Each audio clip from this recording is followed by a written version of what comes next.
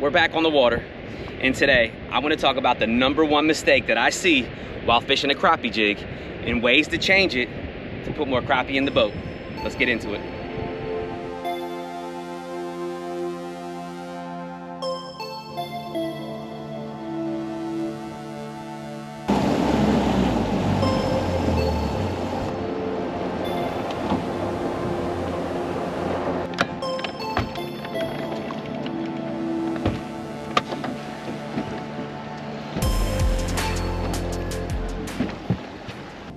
All right, so let's get started. Everything that we're going to talk about today involves these 3 things: your reel, your line, and your rod. So let's start with the rod. This is a 7-foot medium powered bass fishing rod, and I use it for crappie. And that's not even the mistake I'm talking about. The mistake that I'm talking about is when you make that cast and you're using this rod and you're working the rod so much to where that bait is literally moving 2 to 4 feet in the water column. And I don't know if you know this or not, but crappie are very smart. When I started using this forward-facing sonar and fishing offshore and fishing for crappie, I realized how smart they were. So when you're out there and you're moving this rod 2 to 4 feet, or you're popping it and you're making the bait do this, it's almost like us seeing somebody doing something crazy out in public. You're like, what is this guy doing? Or if they get close to you, you're kind of hesitant, like, is he gonna attack me? Is he gonna hurt me? And the fish do the same thing. So if you're making that bait jump 2 to 4 feet, or you're making it look unnatural, those fish are going to be very hesitant in biting. So to correct that is when you make that cast, try to keep your rod as steady as possible. As you're reeling, as you maybe vibrate that jig head, you want to try to keep this rod as steady as possible. The second thing that you can do is, as you get that bait in the water and it's coming down through the water column, it's getting down to those fish. I've seen some really good crappie fishermen use their finger. They actually grab that fishing line and they'll create that action with their fingers, with their hand.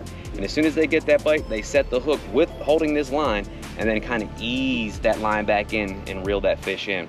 So they are the 2 things that you can do to actually fix popping that bait up super, super high and making it look unnatural. All right, so before we get to the reel, which is the most important part, let's talk about the line. And choosing the right line all depends on your water clarity. If your water clarity is super clear, you want to try to disguise your bait the best you can, and using that 2 to 4 and sometimes maybe even 6-pound line is really, really good. And if your water is fairly dirty, and depending on what kind of structure you're fishing, that 6 to 8 and maybe sometimes that 10, could be a better option. So let's talk about the reel. It's not about the color of it. It's not about how big it is. It's actually about how you retrieve it. Guys, I've watched tons of videos. I'm also a fishing guide and I see it on the boat a lot. And when guys make that cast, this is what they're doing. They're so anxious, they're so excited that they feel like, reeling it quicker is gonna allow them to catch a fish quicker, and that is a huge mistake. So when you make that cast out there and that bait starts to sink, it's gonna actually pendulum back to the boat. And a lot of the times you want that bait to kind of pendulum down toward the cover or where those fish are. And then what you want to do is just assist that pendulum. If you start reeling quick, that bait is shooting straight up, and you don't want it to do that. So what you're going to do is you're actually going to just keep your rod, straight, like we talked about. You don't want too much action in that rod, and you keep it where you can, set that hook if you need to. But what you're going to do is you're going to literally creep that bait. You're going to creep it, and sometimes the slower the better. And sometimes when you just throw it out there and you just let that bait pendulum through the cover, all you need to do is just shake your rod tip. I know you probably can't see this, but I'm shaking my rod tip so slightly you can see the fishing line jump. But the biggest mistake, man, these guys, or these people that I see, are reeling way too fast and they're not getting big.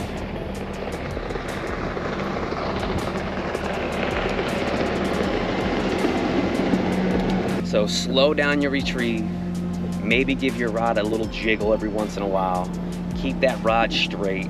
Keep that very consistent. So the other thing that I see is that they'll bring it in and then they stop.